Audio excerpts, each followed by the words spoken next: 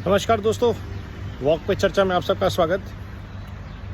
आज की चर्चा इंडी अलायंस और उसके कुछ नेताओं के आजकल के आचरण और व्यवहार पर। कोई ओबीसी को लेकर संसद में बयान देता है विदाउट फैक्ट्स, और कोई कहीं पे जाके कुछ भी बोलता है, सनातन को ख़त्म कर दो। लेकिन सबसे अच्छी चीज़ जो आजकल हुई है कल परसों में, वो है आम आदमी पार्टी के राघव चड्ढा जी की शादी। और मुझे मेरी तरफ से उनको उनके विवाह की हार्दिक बधाइयाँ, शुभकामनाएं। और एक आम आदमी पार्टी की इतनी ग्रोथ कि वे 5 स्टार लग्जरियस शादियां कर सके, ये देख के दिल बहुत प्रफुल्लित हो जाता है।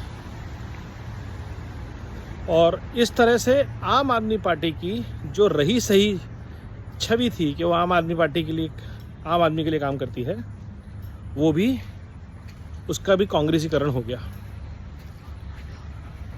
अगर किसी को अभी भी ये मुगालता है कि केजरीवाल जी या उनकी पार्टी अरविंद अराजकता पार्टी जो है, आप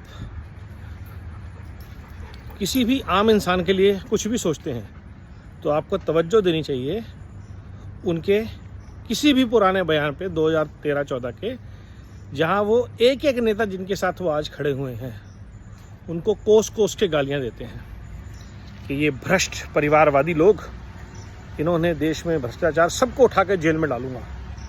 और उनको जेल में डालते डालते आज वो खुद उनकी कैद में चले गए हैं, पैसे आ रहे हैं। वरना किसी भी तरह का लॉजिक एक्सप्लेन नहीं कर सकता कि भ्रष्ट नेताओं की तरह एक आम आदमी पार्टी के नेता, जिसने अपना ITR रिटर्न 2.5 लाख रुपए डिक्लेयर किया हुआ है, इतनी शानदार शादी करता है। हाँ, परिणीति चोपड़ा के पास इतना पैसा है या किसी ने मीडिया राइट्स ले लिए हैं तो उसकी भी न्यूज़ आ जाएगी। But even from that point of view, एक कहावत होती है अंग्रेजी में, forget Caesar's, Caesar's wife should be above suspicion. आपका आचरण, आपका व्यवहार जो है आम आदमी के नाते, वो आपके व्यक्तित्व का साक्षी है। आपकी सोच, किस तरह की विचारधारा को आप सपोर्ट करते हैं, उसका साक्षी है।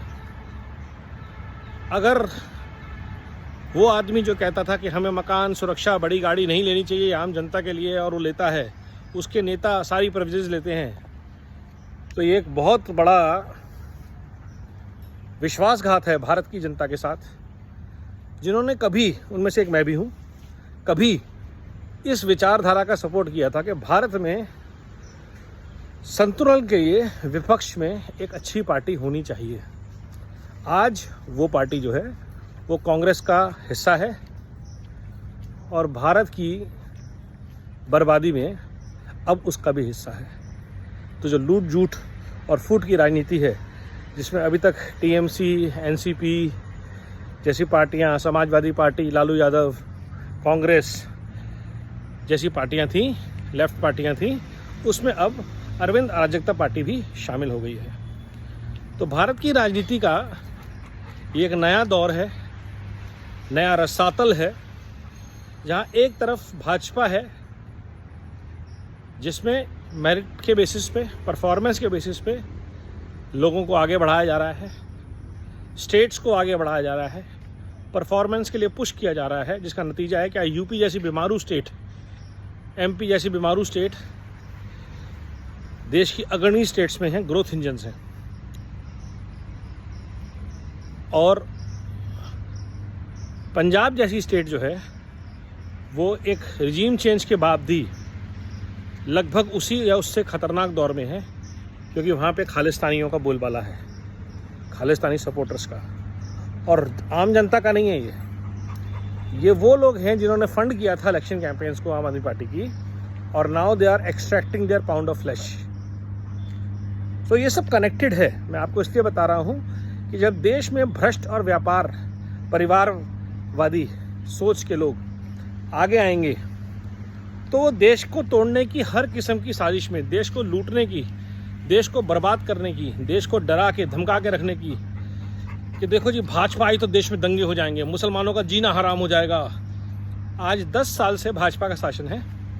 आप जितना मर्जी ड्रामा कर लें कि देश में अराजकता है, मुसलमान चैन से जी नहीं पा रहा, उसको गालियाँ पड़ रही हैं, बट रियलिटी ये है कि जब सरकार की स्कीम्स बनती हैं तो वो धर्म, जाति, प्रदेश देख के नहीं बनती है, उसके बेनिफिट सबको मिलते हैं। और लॉ एंड ऑर्डर की सिचुएशन का तो सबसे बड़ा साक्षी खुद यूपी है, जहाँ पे आज लॉ एंड ऑर्डर के नाम पे कोई भी बदतमीजी नहीं होती। हरियाणा में, मेवात में आप सबने देखा था कैसे पथराव हुआ था और उसको सरकार ने कंट्रोल में लिया था। अब उस पथराव में अगर एक धर्म विशेष के लोग ज़्यादा इन्वॉल्व हैं तो उस धर्म विशेष के ठेकेदारों को समझना पड़ेगा कि कहाँ गलती हो रही है, और ये सुधार भी अब होगा और हो रहा है। तो धर्म का, समाज का, देश का, प्रदेश का, राजनीति का उत्थान सिर्फ वो विचारधारा कर सकती है जो राष्ट्र को समर्पित है, जो भी परिवार और परिवार से जुड़े भ्रष्टाचार को समर्पित विचारधारा है।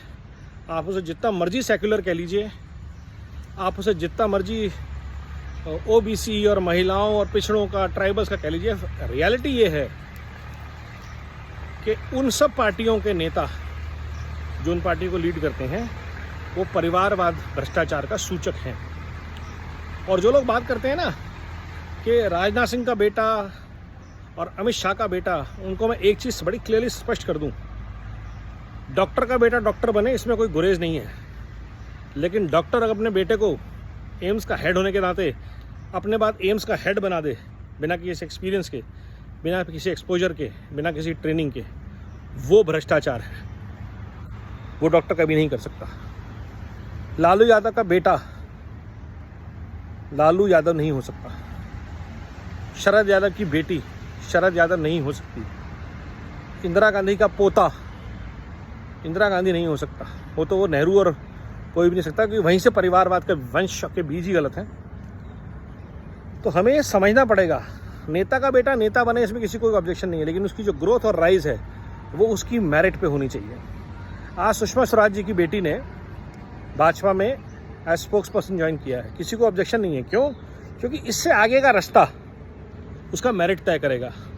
अगर बांसुरी जी कल भाजपा की प्रदेश अध्यक्ष, राष्ट्र अध्यक्ष, मंत्री, एमपी कुछ भी बनती हैं तो वो इसलिए नहीं बनेगी कि सुषमा स्वराज की बेटी हैं। सुषमा स्वराज की बेटी होने के नाते उनको भाजपा ने एक सम्मान दिया, एक इज्जत दी, उसके आगे की यात्रा उनका मेरिट तय करेगा।